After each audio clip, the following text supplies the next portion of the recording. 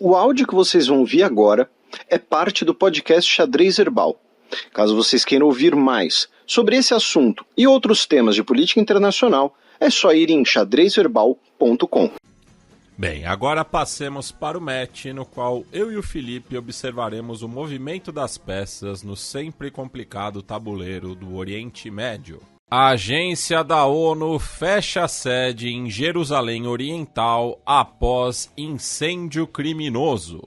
A agência da ONU para refugiados palestinos teve que fechar sua sede em Jerusalém Oriental depois de um incêndio criminoso duplo, tá? Foram 2 incêndios realizados por colonos israelenses. Isso é o que está no comunicado da agência, que foi apresentado pelo Felipe Lazzarini, o diretor da entidade. Tá? Ele classificou o episódio como um incidente de ódio, disse que já ocorreram outros episódios em que colonos israelenses, né? Quando a gente fala colonos, estamos nos referindo a um grupo específico, né? Que normalmente são colonos religiosos, ortodoxos e extremistas da Cisjordânia. Tá? Ele disse que colonos também arremessaram pedras contra funcionários da agência, tá? E que fazia meses que o seu pessoal, os profissionais, estavam sujeitos a assédio e intimidação. Foi publicado um vídeo, tá, em que é possível ouvir as pessoas gritando: queimem as Nações Unidas, queimem a ONU. Tá? E isso, assim, quase ao mesmo instante, né, que o embaixador de Israel nas Nações Unidas, o Gilad Erdan, atacava a própria entidade na Assembleia Geral, né? Isso, por conta do voto da Palestina, que a gente vai falar daqui a pouco. Então, assim, esses ataques contra a Agência da ONU para Refugiados Palestinos, contra os seus funcionários, eles são consequência direta de décadas de discurso mantido pelo governo Netanyahu e pela propaganda ligada ao governo Netanyahu, tá? O que inclui aí ONGs, enfim, o pessoal da Hasbara, que vilanizam a Agência da ONU para Refugiados Palestinos, colocando ela como um braço do Hamas, né? Porque para vários desses integrantes do governo Netanyahu, hoje em dia, tudo que não é governo Netanyahu é Hamas, né? Então, assim, isso não pode ser desvinculado, tá? Esse ataque não foi um episódio assim que alguém acordou e tirou essa ideia do fundo da sua cachola. Não. Esse episódio é consequência dessa propaganda que vilaniza especificamente esse braço da ONU. E eu vou lembrar algo que a gente já explicou aqui. Essa agência da ONU foi criada, inclusive com pressão dos Estados Unidos e do próprio Estado de Israel, como uma agência separada do braço da ONU para refugiados, porque o braço da ONU para refugiados foi criado no contexto pós-Segunda Guerra Mundial, visando especialmente pessoas que foram afetadas pelo maior conflito da história e que naquele momento envolviam milhões de judeus, justamente, né? E então, a ideia de criar um braço separado para o que ocorria fora do contexto da Segunda Guerra Mundial, tanto na Europa quanto na Ásia Oriental, foi a partir de uma pressão dos Estados Unidos pensando nisso, pensando em separar esses refugiados, tá? Então, também é importante mencionar isso, que a criação da Agência da ONU para Refugiados Palestinos não foi um privilégio para os palestinos. Foi, na verdade, uma maneira de separá-los da grande massa de refugiados que existia no mundo naquele momento e que parte considerável desse grupo eram de judeus. Tá? Você também tinha muitos alemães, poloneses, pessoas das atuais Belarus e Ucrânia, muitos coreanos, tá? Que foram levados forçadamente pelo Japão da Península Coreana para outros lugares do Império Japonês. Então, é importante fazer esse esclarecimento também. E outra notícia ligada à ONU foi que o governo de Israel anunciou na última quarta-feira que reabriu a passagem de Kerem Shalom, no norte da faixa de Gaza, para a entrada de ajuda humanitária. Porém, segundo a ONU, nenhuma ajuda humanitária pôde passar. Nenhuma ajuda humanitária pôde, de fato, passar. E eu falei no norte da faixa de Gaza, desculpa, Kerem Shalom é no sul da faixa de Gaza, tá? A passagem no norte principal é Erez. Então, também essa outra notícia. Aí, meu caro Matias, a gente vai começar o nosso giro tanto geográfico quanto temático, né? Começando pelo norte, na última quinta-feira, dia 9, já que foi realizado um ataque aéreo israelense na vila libanesa de Baflié, que, segundo o próprio governo libanês, deixou 3 integrantes do Hezbollah mortos e um civil, tá? Já no Golfo de Aden, né, na passagem ali para o Mar Vermelho, tivemos novos ataques dos Houthis contra navios transitando pela região.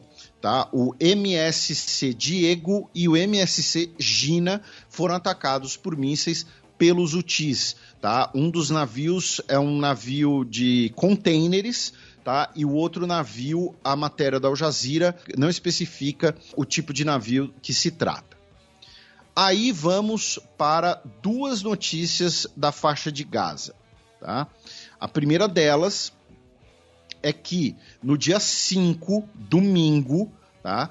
4 soldados israelenses e 10 ficaram mortos depois de um ataque com foguetes pelo Hamas, tá? A uma base militar perto justamente da passagem de Kerem Shalom que eu mencionei. Por isso que a passagem foi fechada no domingo. Tá? E depois foi reaberta, embora a ONU tenha dito que não foi transportada ajuda humanitária. Foram, repito, 4 soldados israelenses que morreram, outros 10 ficaram feridos nesse episódio de ataque do Hamas. E a outra notícia envolvendo a faixa de Gaza é que veículos de imprensa internacionais noticiaram essa semana que o exército israelense, especificamente a Brigada Carmeli, tá, do exército israelense, está usando o Hospital do Câncer, que foi construído pela Turquia na faixa de Gaza, como sua base, tá, incluindo o uso do hospital como um local de operação de snipers e de lançamento de foguetes anticarro. E essa notícia é interessante por quê? Porque uma das discussões no ano passado era justamente sobre o uso pelo Hamas de hospitais para fins militares. Né? Quando a gente recebeu o nosso querido Jeff Nascimento aqui para falar de direito humanitário, né, ele falou inclusive disso, que o uso de um hospital como uma instalação militar é uma violação do direito humanitário, do direito internacional humanitário. E agora tem essa denúncia de que Israel estaria fazendo a mesma coisa. Por outro lado, o governo israelense ainda não se pronunciou, porém, comentaristas na imprensa israelense, especificamente no Jerusalem Post, dizem que não seria a mesma situação, já que o hospital não estaria sendo utilizado como um hospital mais nesse momento. De qualquer maneira, você tem o uso do hospital por tropas israelenses, por forças armadas israelenses. E aí, meu caro Matias, vamos para talvez os principais tópicos, né, dessa semana. Né? Começando pela possibilidade cada vez maior da ofensiva de Rafah. Né? Recapitulando para o nosso ouvinte, Rafah é a principal cidade do sul da faixa de Gaza, é uma cidade que fica na fronteira com o Egito e que, nas últimas décadas, é importante mencionar isso, porque a gente já abordou isso aqui no programa, estamos apenas recapitulando, é uma cidade onde o Hamas não era forte. onde o Hamas não teve, por exemplo, resultados vitoriosos na eleição de 2005, tá? É uma cidade em que, desde a década de 1990, a Autoridade Nacional Palestina tinha muito mais força, muito mais prestígio, tá? E a cidade de Rafah, sendo na ponta sul, hoje tem cerca de 1,5 milhão de pessoas vivendo na cidade. A população dessa cidade, antes do ataque terrorista de 7 de outubro de 2023, era de mais ou menos 170 mil pessoas. Então estamos falando de 10 vezes a população da cidade, confinadas ali, passando por problemas de fome, desnutrição, sede, sem remédios, como refugiados dentro da faixa de Gaza. E Israel, como a gente já mencionou, fala, olha só, nós vamos fazer uma ofensiva contra Rafah para ocupar completamente a faixa de Gaza, derrotar completamente o Hamas na visão do governo Netanyahu. Tá? E toda a comunidade internacional diz, se Israel fizer isso, vai ser um banho de sangue, vai ser uma tragédia ainda maior, porque essas pessoas não têm mais para onde ir. Elas já estão literalmente espremidas no sul da faixa de Gaza. Essa semana, o governo israelense já emitiu as primeiras ordens de evacuação de Rafah, falando para as pessoas saírem para uma zona humanitária expandida, usando o termo das Forças Armadas israelenses. Tivemos a entrada de carros de combate israelenses na cidade de Rafah, no seu entorno, melhor dizendo, um vídeo publicado pelas próprias Forças Armadas israelenses, tá? Mostrando então tropas se deslocando para essa cidade. E tivemos o controle, a tomada por Israel da passagem de Rafah. Tá? A passagem de Rafah é a principal passagem entre Gaza e o Egito. Tá? É a passagem que, em vários momentos dos últimos anos, é por onde entrava ajuda humanitária ou por onde entravam produtos na faixa de Gaza. E isso é importante de mencionar. Tá? Israel ocupou a passagem de Rafah na última terça-feira, dia 7 de maio. E, muito provavelmente, Israel não poderia fazer isso sem, eu não vou dizer uma autorização, mas sem pelo menos uma anuência implícita do Egito, porque, vou repetir, se trata de uma passagem de fronteira. O Egito pode formalmente reclamar e pode, eventualmente, tomar alguma medida falando, olha só, Israel está ocupando uma passagem na minha fronteira. Não vou aceitar essa situação. E vamos recapitular outra coisa. O Egito é um importante ator em todas as negociações, por vários motivos que a gente já explicou aqui. Porém, o Egito, a ditadura militar egípcia, que governa o país de forma quase ininterrupta desde a Revolução de 1952, tem a Irmandade Muçulmana e o Hamas como um dos seus inimigos. O governo militar egípcio não é aliado do Hamas, pelo contrário.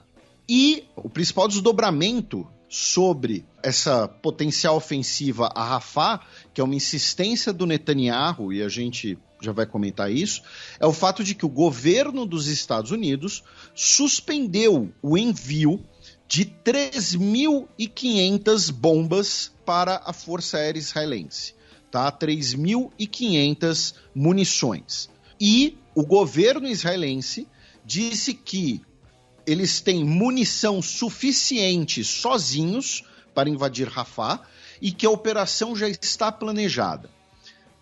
3.500 munições são importantes? Podem fazer alguma diferença numa big picture? Podem. Por uma operação em Rafah, vão fazer alguma diferença? Não. Isso é jogo de cena do governo Biden.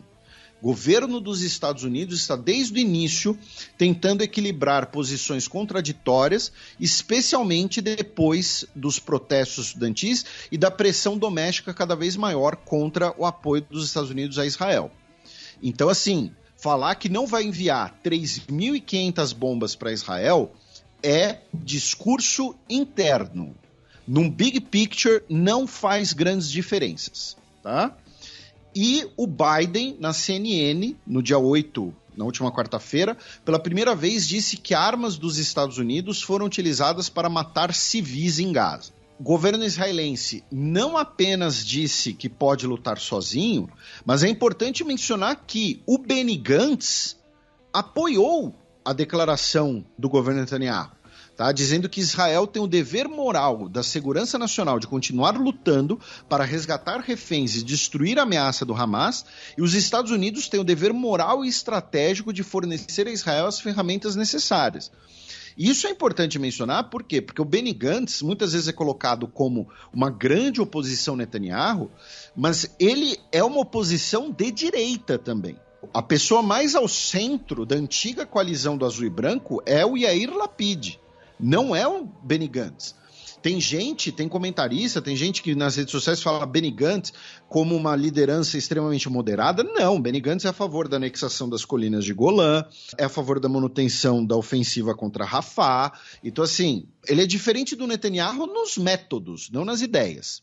E o Itamar Ben-Gvir, né, o ministro de Segurança Nacional, colono extremista de extrema-direita, tuitou Hamas coração Biden.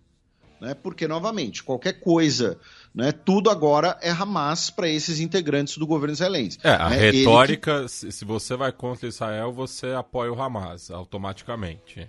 Isso, né? Então assim, o Biden não mandou a munição, então o Hamas ama o Biden, né? E lembrando que ele é um carranista, né? O carranismo é o pensamento, talvez, do pensamento das últimas décadas, o mais próximo que existe de um fascismo israelense, né? A gente já falou um pouco aqui sobre o carranismo. Então assim, uma ofensiva contra Rafah vai ser uma tragédia humanitária e, repito, essa decisão do governo dos Estados Unidos de não mandar essas munições para Israel é papo para boi dormir, tá? É para gerar alguma manchete positiva dentro do país, entendeu? Mas no big picture, no grande plano das coisas, não faz diferença nenhuma, tá? 3.500 bombas poderia fazer diferença para Israel se fosse uma guerra simultânea contra Hamas, Hezbollah, Irã, Houthis, Iraque e não sei mais quem. Não é o caso, tá? E aí, meu caro Matias, a gente entra na segunda notícia principal que se relaciona com o que a gente está falando, que é, no início da semana, no dia 6, também conhecido como segunda-feira, saiu a notícia de que o Hamas teria aceito os termos para uma trégua das negociações mediadas por Catar, Egito e Estados Unidos. Tá? Dentre os termos, né, dentro do que foi publicado, seria um cessar-fogo imediato e a troca de cada refém israelense por 50 palestinos, tá, que estão sob custódia de Israel, que estão presos por Israel. Muitos deles, vamos lembrar, sem o devido processo legal, apenas presos de maneira administrativa ad infinitum. Tá? Dentre outras medidas, claro. Israel negou que teria feito esse acordo, e aí o jornalista israelense, tá, o Amos Harel, ele publicou essa semana o que nós temos falado há meses, tá?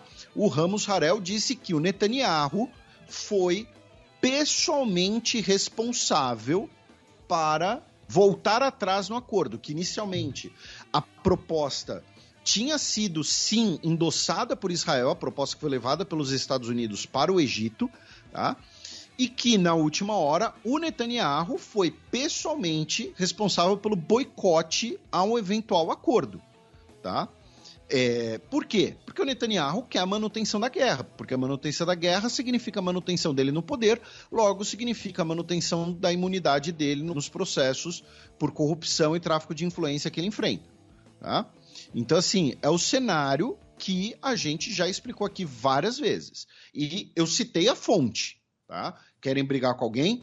Briguem com a fonte. E, finalmente, meu caro Matias, a terceira notícia principal dessa semana, uma notícia de hoje, tá? Dia 10 de maio, embora aqui na Armênia já seja 11 de maio.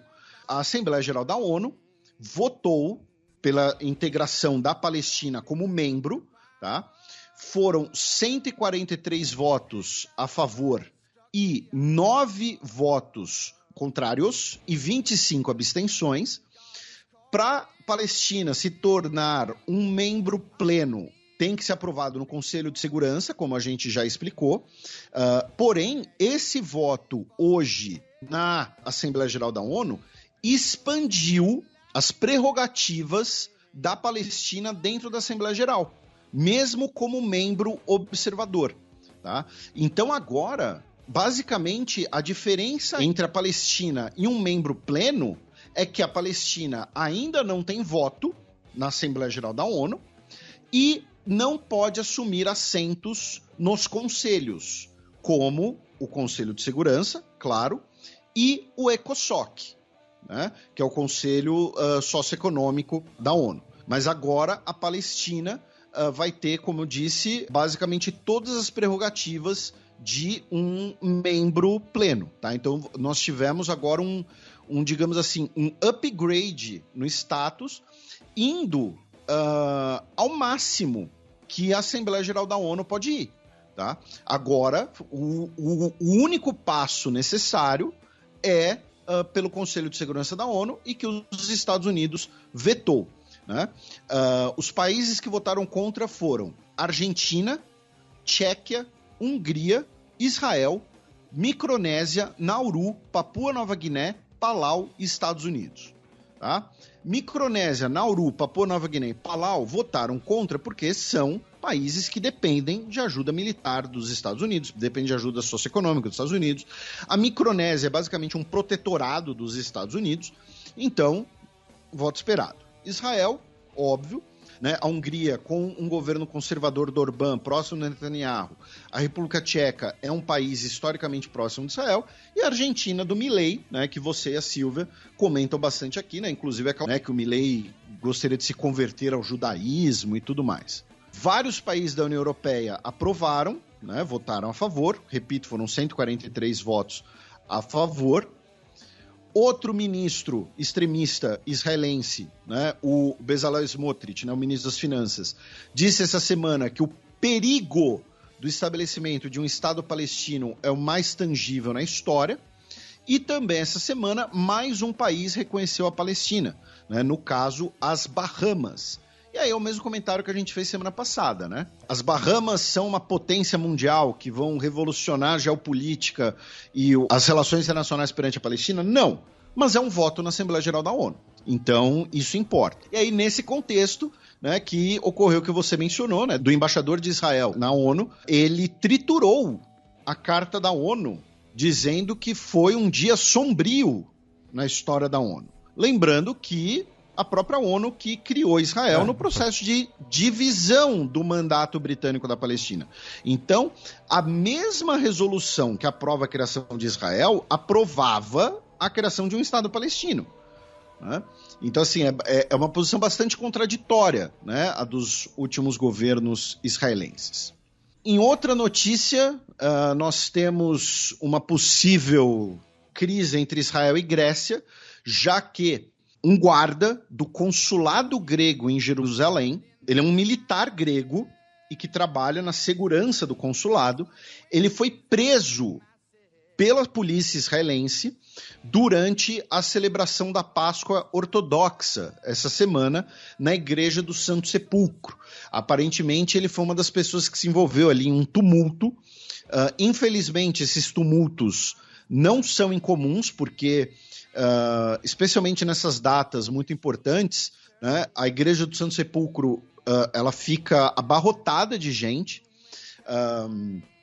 Ocorreu um episódio quando eu estava em Jerusalém em 2016, estava vindo uma procissão que, se não me engano, era etíope e uma outra procissão que era, eu acho que era grego-ortodoxa, inclusive. E ambos ficaram discutindo pelo direito de passagem primeiro e saíram na porrada. Cristão contra cristão saindo na porrada dentro da Igreja do Santo Sepulcro. Então, nesse tumulto, um guarda do consulado grego em Jerusalém foi detido. Vamos passar agora, meu caro Matias, para 3 notícias pelo mundo e depois protestos pelo mundo, né? Começando pelo fato de que o cirurgião britânico-palestino Ghassan Abu Sittah, que é especializado em cirurgia crâniofacial e é reitor da Universidade de Glasgow, tá, na Escócia, ele foi banido do espaço Schengen. Primeiro, ele foi desconvidado de um evento na Alemanha, um evento pró-Palestina na Alemanha, e aí essa semana ele iria participar de um evento no Senado francês, a convite de um senador do Partido Verde, o Raymond Poncet Monge, e ele não pôde entrar, não pôde sair do aeroporto, porque as autoridades fronteiriças francesas receberam um pedido de banimento dele pelas autoridades alemãs do espaço Schengen. Então ele vai, segundo ele mesmo, tá? Ele vai ficar 1 ano sem poder entrar no espaço físico europeu devido a esse pedido alemão. E repito, porque ele ia participar de um evento na Alemanha como um professor universitário e médico. Ele, inclusive, em janeiro desse ano, ele depôs em Haia, no âmbito ali das investigações da Corte Internacional de Justiça, na acusação sul-africana de genocídio contra Israel, e agora ele foi simplesmente banido de entrar no espaço europeu, algo absurdo. Outra notícia é que a Folha de São Paulo noticiou essa semana que o Exército adiou a assinatura de um contrato com a empresa israelense Elbit System, o Exército Brasileiro, por 36 obuseiros, a pedido do Ministério da Defesa e, consequentemente, sob determinação do presidente Lula, devido à resistência interna ao governo de setores ligados ao PT, de anunciar um acordo de quase R$1 bilhão no setor armamentista com Israel nesse momento. Tá? Então vejam, esse contrato, gente, não vai ser cancelado. Tá? Porque foi uma licitação que demorou anos, inclusive.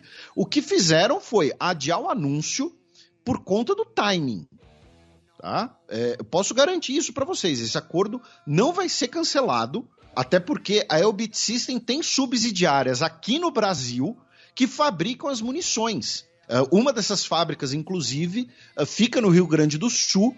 Não sei como está a situação devido ao desastre, a tragédia que ocorre no Rio Grande do Sul. Mas então, assim, o que vai ocorrer é o adiamento do anúncio do contrato devido ao timing para não pegar mal. Mas é uma licitação de anos que não vai ser suspensa. E, finalmente, meu caro Matias, 12 senadores republicanos escreveram uma carta essa semana ameaçando o procurador-chefe do Tribunal Penal Internacional, o Karim Khan, caso ele emita mandados de prisão contra autoridades israelenses, dizendo que ele pode enfrentar severas consequências e que ele foi avisado. É linguajar assim de filme de máfia. Uma das assinaturas é do Ted Cruz e a outra é do Mitch McConnell, que anunciou a sua aposentadoria depois das próximas eleições, mas ainda é o líder da bancada republicana no Senado. Então, assim, outro capítulo absurdo nessa semana.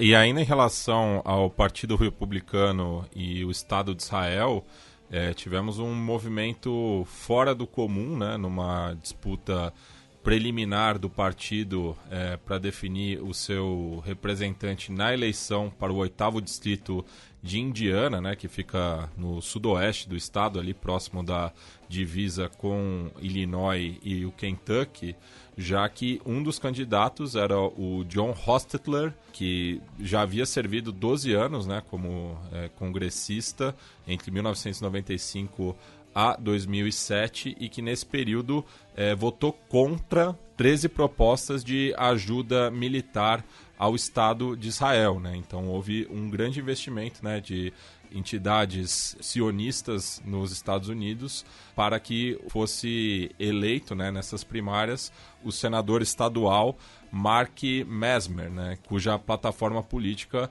é bastante chauvinista, né, principalmente contra estrangeiros e imigrantes irregulares no estado, né. Então ele acabou vencendo por 38,5% dos votos no 8º distrito de Indiana e vai concorrer, né, por uma das 9 vagas do estado para a Casa dos Representantes dos Estados Unidos. E aí, ainda falando em protestos e Estados Unidos, mas não só nos Estados Unidos, os protestos estudantis e universitários continuam em vários locais do mundo, inclusive. Né? Essa semana, a Universidade de Tóquio e a Universidade de Hiroshima iniciaram acampamentos de manifestação como parte de um movimento de solidariedade à Palestina. Em Amsterdã, tivemos também uma manifestação estudantil que reuniu milhares de pessoas e a polícia neerlandesa, inclusive, prendeu algumas dezenas de pessoas e aquela coisa, né? Bomba de gás lacrimogêneo, bala de borracha, enfim, tudo mais. Também tivemos prisões em Chicago, em Washington, capital dos Estados Unidos, não Washington estado, né? Na Universidade George Washington, 33 estudantes foram presos. E o Congresso, inclusive, iria questionar a prefeita Muriel Bowser de uma suposta demora no desmonte do acampamento. A Universidade de Colômbia, nos Estados Unidos, né, que foi palco de algum dos principais protestos em Nova York, cancelou a formatura prevista para o próximo dia 15 de maio, tá? E, em vez de uma formatura gigante com todos os alunos, vão ter várias cerimônias menores, tá? E eles fizeram isso justamente porque estão temendo novos protestos. E ainda relacionado com a Colômbia, né, o Union Theological Seminary, que é filiado à universidade, anunciou que desfazerá, né, convênios com companhias que estão lucrando com a guerra na faixa de Gaza, né? Isso acaba sendo um pioneiro entre as instituições acadêmicas dos Estados Unidos, no contexto atual. E, finalmente, meu caro Matias, a gente vai até Malmo, na Suécia, que é onde está rolando o Eurovision, onde tivemos um protesto com cerca de 12 mil pessoas contra a participação israelense na competição.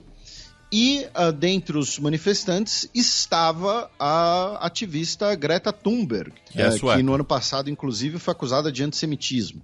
E muitos manifestantes, inclusive, eram residentes de Malmo de origem palestina, dizendo que se outros estados já foram suspensos por suas ações, né, muito provavelmente uma referência ali à Rússia, né, então Israel também deveria ser.